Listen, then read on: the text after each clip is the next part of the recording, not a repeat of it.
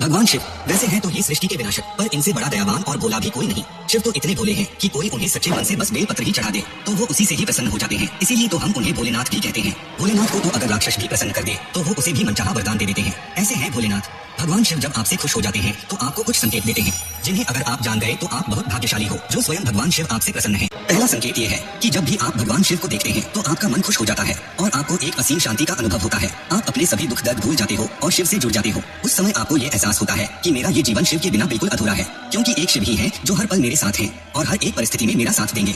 जब एक भक्त अपने भगवान को देखकर बिना किसी कारण के ही खुश होने लगे तो समझ लीजिए कि वो भगवान से जुड़ चुका है और भगवान उससे बहुत प्रसन्न है। जिस व्यक्ति से भगवान प्रसन्न हो जाते हैं तो ऐसे व्यक्ति पर उनकी विशेष कृपा बनी रहती है, और जो स्वयं देवों के देव महादेव को प्रसन्न कर दे तो उस इंसान से बड़ा भाग्यशाली और कौन हो सकता है।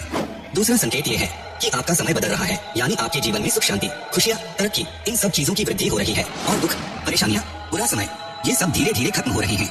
आप अपना जीवन पहले से ज्यादा खुलकर जीने लगे हो। आपका आत्मविश्वास बढ़ रहा है, जिस कारण आपको ज्यादातर कामों में सफलता हासिल हो रही है और लोगों की नजर में आपका सम्मान ऊंचा होता जा रहा है। आपका जीवन दिन प्रतिदिन बेहतर होता जा रहा है, क्योंकि जब भगवान आपसे प्रसन्न हो जाते हैं तो वो आपके जीवन की परेशानियां, दुख दर्द दूर कर देते हैं। उनका आशीर्वाद हमेशा आपके साथ होता है और आपका जीवन सुखों से भरने लगता है। ऐसा इसलिए होता है क्योंकि जिस भी इंसान के ऊपर महादेव का हाथ हो तो भला ऐसे इंसान का कोई क्या बिगाड़ सकता है। अगर कोई भगवान शिव को खुश कर देता है तो शिव उस इंसान को जीवन भर खुश रखते हैं और हमेशा उस पर अपनी कृपा बनाए रखते हैं। ऐसे हैं भोलेनाथ।